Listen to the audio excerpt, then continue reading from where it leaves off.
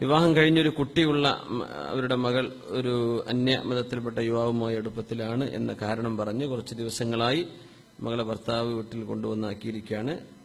ഇതിൽ സത്യം വല്ലതും ഉണ്ടോ ഇല്ലയോ എന്നറിയില്ല. എന്റെ മകൾക്ക് ഭർത്താവുമായി ഒരു നല്ല ദാമ്പത്യം നയിച്ച് മുന്നോട്ട് കൊണ്ടുപോകാൻ ജീവിതത്തിൽ സന്തോഷം ഉണ്ടാവാനും അലോസരങ്ങൾ ഇല്ലാതെയാവാനും വേണ്ടി ദ്വാരക്കണമെന്ന് പറഞ്ഞ കുട്ടിയുടെ വാപ്പയാണ്. അല്ലാഹു സുബ്ഹാനഹു വ തആല നമ്മുടെ മക്കൾക്കെല്ലാം സന്തോഷകരമായ ജീവിതം അല്ലാഹു നൽകി അനുഗ്രഹിക്കട്ടെ. ആ കുടുംബത്തിനും അല്ലാഹു വിഷമങ്ങളൊക്കെ പരിഹരിച്ച് മുന്നോട്ട് പോകാൻ അല്ലാഹു തൗഫീക്ക് നൽകട്ടെ. ആമീൻ യാ റബ്ബൽ ആലമീൻ. വളരെ വിഷമാണ് കാര്യങ്ങളൊക്കെ. നമ്മൾ പെൺകുട്ടികളൊക്കെ വളരെ ശ്രദ്ധിക്കുക. എപ്പോഴും ഈ അക്കരപ്പച്ച എന്ന് പറഞ്ഞൊരു തോന്നലേ എപ്പോഴും വീട്ടിലിരിക്കുമ്പോൾ അങ്ങനെ തോന്നും. എത്രയോ സ്നേഹത്തിൽ വളർത്തിയിട്ട് ഒക്കെ ആണ് ഇപ്പോൾ കുട്ടികളൊക്കെ ഇറങ്ങിപ്പോകുന്ന വിഷയങ്ങൾ. ഈ വിഷയത്തിൽ എന്താണെന്ന് എനിക്കറിയില്ല. പക്ഷെ ഞാൻ ഇന്നലെ നാട്ടിലൊരു വിഷയം പറഞ്ഞു. എനിക്ക് നേരിട്ട് പേഴ്സണലി അദ്ദേഹം വിളിച്ച് സംസാരിച്ചപ്പോൾ ഇവിടെ നാടെന്താന്ന് നിങ്ങൾ അറിയേണ്ടെന്ന് ഞാൻ പറയുന്നില്ല.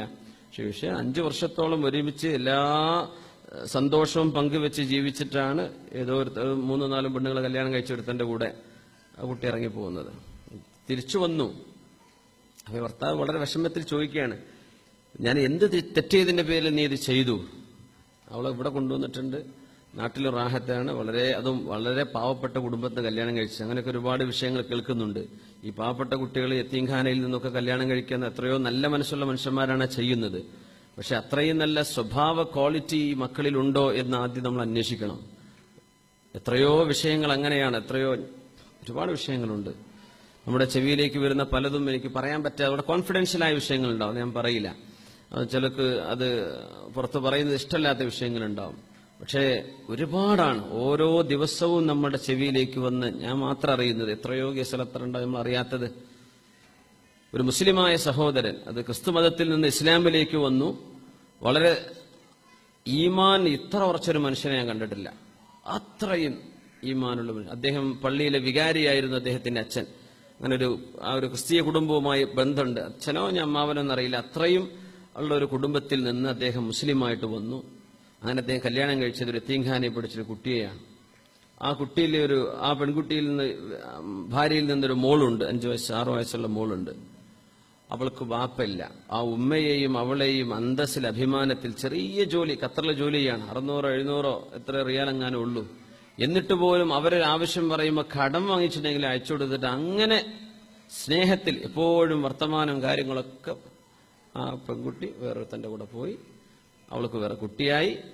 അയാൾക്ക് നിർബന്ധമായും അവൾ ഒഴിവാക്കേണ്ട അവസ്ഥ വന്നു. അവൾക്ക് വേറെ കുട്ടി ജനിച്ചു. എന്നിട്ടും അദ്ദേഹം ഇവരുടെ ഉമ്മയെയും തന്റെ മോളെയും ഒക്കെ സംരക്ഷിക്കാൻ വേറൊരു വീട്. ഇയാൾക്ക് വീടെടുക്കാനൊന്നും കഴിയില്ല. അപ്പൊ കൂടുതലുള്ള ആളുകൾ പോലും നീ ഞങ്ങളിന്ന് പോകുന്നതിന്റെ ശേഷം നിനക്ക് പരീക്ഷണം വന്നില്ലേ എന്നൊക്കെ തിരിച്ചു ചോദിക്കുമ്പോഴും എനിക്ക് അള്ളാഹുവിനെ വിടാൻ കഴിയൂല എന്ന് പറയുന്ന ഒരു ചെറുപ്പക്കാരനുണ്ട്. ഞാൻ അദ്ദേഹത്തെ നേരിട്ട് കണ്ടു. ഖത്തറിൽ പോയപ്പോൾ കാണണമെന്ന് എനിക്കും ആഗ്രഹം ഉണ്ടായിരുന്നു. തിരക്കിലായിരുന്നു. എന്നാലും അദ്ദേഹത്തിന്റെ ജോലിസ്ഥലത്ത് പോയി കാണാൻ പറ്റി. എത്ര ഈമാനുള്ള ചെറുപ്പക്കാരൻ.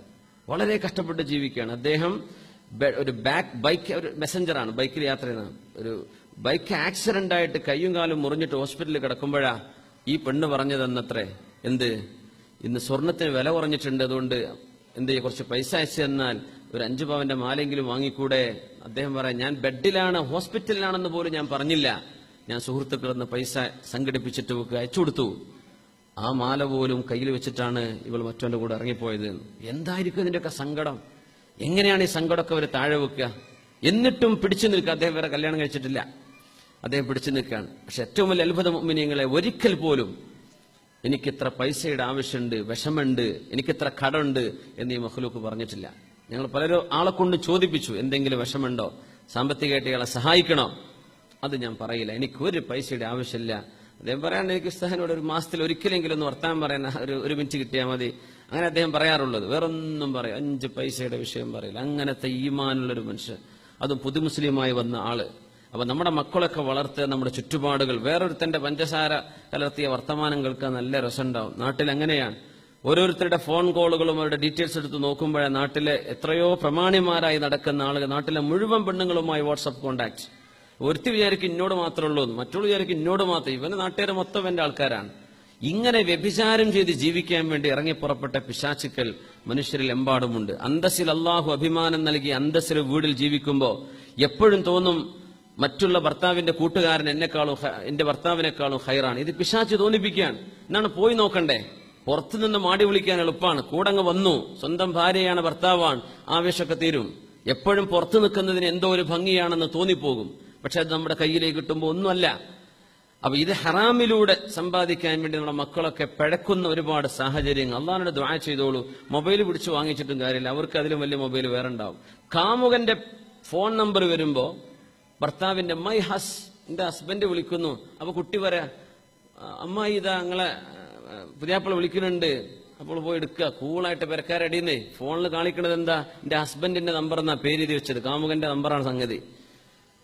അപ്പൊ ഇങ്ങനെയൊക്കെ എങ്ങനെ നമുക്ക് പിടിക്കാൻ പറ്റുക, എങ്ങനെ അത് ചെയ്യാൻ പറ്റുക? നമ്മൾ പരമാവധി അശ്രദ്ധ വേണ്ട. നമ്മുടെ വീടുകളിൽ കയറിയിറങ്ങുന്നവരാരൊക്കെയാണ്, എന്തൊക്കെയാണ് നമ്മുടെ ചുറ്റുപാടുകൾ, നമ്മുടെ പെൺകുട്ടികൾ ആരുമായൊക്കെ ഇടപഴകുന്നു, ഇതൊക്കെ വലിയ ഉത്തരവാദിത്തമാണ്. കുട്ടികളുണ്ടാകും, നമ്മൾ ദ്വാരക്കുന്നില്ലേ? ഈ കുട്ടികളെ നമ്മൾ ഇങ്ങനെ തർബിയത്ത് ചെയ്യാൻ എത്ര പാടുപെടണം. അപ്പോ എല്ലാവരും രക്ഷിതാക്കളും ശ്രദ്ധിച്ചോളൂ. എന്റെ കുട്ടി ഒന്നും ഇത് ചെയ്യൂല, എന്റെ കുട്ടിക്ക് അത് ഇല്ലല്ല, അങ്ങനെ വളർത്തിയ കുട്ടി, അതൊന്നും പറയണ്ട. ഒരൊറ്റ ദിവസത്തെ ഡേ നൈറ്റ് കൊണ്ട് ആൾ മാറിയേക്കും. അതുകൊണ്ട് ശരിക്കും ബോധവാന്മാരാവുക, നമ്മുടെ കുടുംബത്തോടുള്ള ഉത്തരവാദിത്തം നിർവഹിക്കുക, നമ്മുടെ വീക്ഷണവും നോട്ടവും എപ്പോഴും ഉണ്ടാവുക. ഇതുപോലുള്ള അവസ്ഥകളൊന്നും ഇനി കേൾക്കാൻ ഇടവരാതിരിക്കട്ടെ എന്ന് അള്ളാഹുവിനോട് നമ്മൾ ദുആ ചെയ്യാൻ. എത്രത്തോളം നമ്മൾ ആ മെസ്സേജ് ജനങ്ങളിലേക്ക് എത്തിക്കുന്നുണ്ടോ അതിനപ്പുറം പിശാചിന്റെ ഇടപെടൽ കൂടുതലാണ്. അള്ളാഹു സുബ്ഹാനഹു വ തആല സന്തോഷത്തിലാക്കട്ടെ. അതെ അതെ, അൽഹംദുലില്ലാഹ്, അൽഹംദുലില്ലാഹ്, അൽഹംദുലില്ലാഹ്. നമ്മുടെ ഇബാദ് എന്ന് പറഞ്ഞ നമ്മുടെ SKSFന്റെ ദഅവത്തുമായി ബന്ധപ്പെട്ട ഒരു വിങ് പ്രവർത്തിക്കുന്നുണ്ട്, ഖാഫില എന്ന് പറഞ്ഞിട്ട്. അപ്പൊ അവരും നമ്മുടെ ഇസ്ലാമിക് സെന്ററുമായൊക്കെ ഇടപെട്ടുകൊണ്ട് നാട്ടിൽ ഒരുപാട് കുട്ടികളെ ഇതിൽ നിന്ന് മോചിപ്പിക്കാനും അതിന് കൗൺസിലിംഗ് കൊടുക്കാനും ഒക്കെ സഹായകമായിട്ടുണ്ട്. ആസിഫ് ദാരിമി ഇവിടെ ഉണ്ടോ? പോയോ? പുറത്തുണ്ടോ? അപ്പോ അത്തരം വിഷയങ്ങൾ, നൂറുകണക്കിന് സംഭവങ്ങൾ ഡെയിലി ഹാൻഡിൽ ചെയ്യുന്ന ഒരാളാണ് എന്റെ പ്രിയപ്പെട്ട സുഹൃത്ത് ഉസ്താദ് ആസിഫ് ദാരിമി അവർ. അദ്ദേഹം ഇവിടെ ഉണ്ട്, സ്ഥലത്തുണ്ടാവും. അപ്പോ ഓരോ ദിവസവും അദ്ദേഹത്തെ ഓരോ അപ്ഡേറ്റുകളൊക്കെ തരാറുണ്ട്. ചില വിഷയങ്ങളിലൊക്കെ നമുക്ക് ഇടപെടേണ്ട കാര്യങ്ങൾ നടത്തി തരാം. അപ്പൊ നമുക്ക് നമ്മുടെ മഹല്ലുകളിൽ ഒക്കെയും നമ്മുടെ നാട്ടു നന്മ എന്ന പേരിൽ നമ്മുടെ പേരാമ്പ്ര ഭാഗത്ത് അങ്ങനെ ഒരു ചലനം ആരംഭിച്ചിട്ടുണ്ട്, കോഴിക്കോട് ജില്ലയുടെ വിവിധ ഭാഗങ്ങളിൽ. അപ്പൊ അതുമായൊക്കെ സഹകരിച്ചുകൊണ്ട് നമുക്ക് പ്രവർത്തിക്കാൻ കഴിയണം. ഇൻഷാ അല്ലാഹ് അതിന്റെ ബ്രോഷർ എന്തായിരുന്നു ആയോ? പിന്നെ അടുത്ത ക്ലാസ് പറഞ്ഞാൽ മതി ഇൻഷാ അല്ലാഹ്. നാടുകളിലൊക്കെ ഇത്തരം ക്ലാസ്സുകളാണ് ഇപ്പോൾ ആവശ്യം. എത്രയാണ് ആസിഫ് ദാരിമിയോട് ചോദിച്ചാൽ മനസ്സിലായി. ആസിഫ് ദാരിമി ഉണ്ടെങ്കിൽ ഒരു 10 മിനിറ്റ് നിങ്ങളോട് പരിചയപ്പെടുത്തണം എന്ന് ആഗ്രഹം ഉണ്ടായിരുന്നു. ഉണ്ടോ? ഒന്ന് വിളിച്ചേ, സമയം ഇല്ലേ? അടുത്ത ആഴ്ച ഇൻഷാ അല്ലാഹ് 31 പോകുള്ളൂ അല്ലേ? ഇൻഷാ അല്ലാഹ്. അദ്ദേഹമൊക്കെ ക്യാമ്പസുകളിൽ ചെല്ലുന്ന ആളാണ്. ക്യാമ്പസുകളിൽ വിദ്യാർത്ഥിനികളെ ഡയറക്റ്റ് ഇരുത്തി സംസാരിക്കുന്ന ആളാണ്. ആസിഫ് ദാരിമി പറയാ, ഒരു 10ാം ക്ലാസ്സിൽ എത്തിയിട്ട് വ്യഭിചരിക്കാത്ത ആൺകുട്ടികളും പെൺകുട്ടികളും കുറവാണ് അത്ര ചില ഏരിയകളിൽ. 10ാം ക്ലാസ് സ്കൂൾ എന്താ നമ്മൾ മനസ്സിലാക്കുന്നത്? അപ്പൊ അത്രയും ഗുരുതരമായ രീതിയിലേക്ക്, പിന്നെ ഡ്രഗ്സിന്റെ കാര്യം പറയണ്ട, അല്ലാത്ത തന്നെ. അപ്പൊ അത്രയും വളരെ വിഷമം തോന്നും. എന്നാലും സയ്യിദുന നൂഹ് നബി അലൈഹിസ്സലാം 950 കൊല്ലം ആൾക്കാരെ വിളിച്ചില്ലേ? നമ്മൾ വിളിക്കന്നെ, ആളുകളെ ദഅവത്ത് ചെയ്യന്നെ, നമ്മൾ പറഞ്ഞു കൊടുക്കന്നെ. നമ്മൾ ഓരോരുത്തരും ഒറ്റക്കും കൂട്ടായിട്ടും നന്മയെ പ്രചരിപ്പിക്കുക. കാരണം തിന്മയുടെ തള്ളിക്കയറ്റം കൂടുതലാണ്. അപ്പൊ നമ്മളത് നന്മ കൊണ്ട് പ്രതിരോധിക്കണം. അപ്പൊ നമ്മുടെ കുട്ടികൾക്കും നാടുകളിലെ സ്കൂളുകളൊക്കെ കേന്ദ്രീകരിച്ച് ഇവർ നടത്തുന്ന ക്ലാസ്സുകളുണ്ട്, നാട്ടു നന്മ എന്ന് പറഞ്ഞ പോലെ. അപ്പോൾ ഇബാദത്ത് നടത്തുന്ന, കാഫിലയുടെ കീഴിലൊക്കെ നടത്തുന്ന ക്യാമ്പസുകളിൽ നടക്കുന്ന ക്ലാസ്സുകൾ, നമ്മുടെ മഹല്ല് കമ്മിറ്റികൾ, KMCCയുടെ ഭാരവാഹികളൊക്കെ സജീവമായി ഇടപെട്ട്. കാരണം KMCC എത്രയും കൂടുതൽ ജീവകാരുണ്യ പ്രവർത്തനം ചെയ്യുന്ന ഒരു പ്രസ്ഥാനമാണ്. ഒരുപാട് ആളുകളെ സഹായിക്കുകയും രോഗത്തിന് മോചിപ്പിക്കാനും എല്ലാവിധ സഹായവും. ആ കൂട്ടത്തിൽ ഏറ്റവും വലിയൊരു ഫോക്കസ് നമ്മുടെ ഈ മോറൽ സപ്പോർട്ട് കൂടെ നമ്മൾ ഉൾപ്പെടുത്തണം. കാരണം ജനങ്ങൾക്ക് ഇരിക്കാനും കുടിക്കാനും ഭക്ഷിക്കാനും നമ്മൾ കൊടുത്തു. ഇനി ഇവരെന്ത് ചെയ്യണം? ഭക്ഷണം കിട്ടി, വീട് കിട്ടി, ബൈത്തുർ റഹ്മ കിട്ടി, എല്ലാം കിട്ടി. നമ്മൾ ഇനി എന്ത് ചെയ്യണം? അതുകൂടെ നമ്മുടെ അജണ്ടയുടെ ഭാഗമാണ്. ഇവർക്കൊരു മോറൽ സപ്പോർട്ട് നമ്മൾ കൊടുത്തില്ലെങ്കിൽ ഈ ഭക്ഷണം കഴിച്ച് വളർന്നങ്ങനെ ഉഷാറാവുക എന്നല്ലാതെ ഇവരൊക്കെ എന്ത് നന്മ നമ്മൾ പ്രതീക്ഷിക്കണം? അപ്പൊ അവരൊക്കെ ഇടപെട്ട് സജീവമായും നമ്മുടെ ക്യാമ്പസുകളിലെ ഈ പ്രവർത്തനങ്ങളുമായി ഒന്ന് കോർഡിനേറ്റ് ചെയ്താൽ, നിങ്ങൾ ഇവിടെ ആ വിഷയം അറിയിച്ചാൽ നാട്ടിൽ അവരവിടെ ചെന്ന് ക്ലാസ് എടുത്തോളും. അപ്പൊ മഹല്ല് കമ്മിറ്റിക്കാരൊക്കെ ഇൻഷാ അല്ലാഹ് ആസിഫ് ദാരിമി അവർ വരുമ്പോൾ ആ വിഷയം നേരിട്ട് അദ്ദേഹത്തോട് ഏൽപ്പിച്ചിട്ട് കാര്യങ്ങൾ ചെയ്യണം. അവരൊക്കെ അള്ളാഹുവിന്റെ മാർഗത്തിൽ ഇടപെടുന്നവരാണ്. അവർ പൈസയ്ക്ക് വേണ്ടിയിട്ടല്ലേ നടക്കുന്നത്. അവർക്കൊക്കെ കുട്ടികളും മക്കളൊക്കെ ഇഷ്ടം പോലെ ഉണ്ട്. ഓരോ ദിവസവും അവർ ഹാൻഡിൽ ചെയ്യുന്ന വിഷയങ്ങൾ ഒരുപാടാണ്.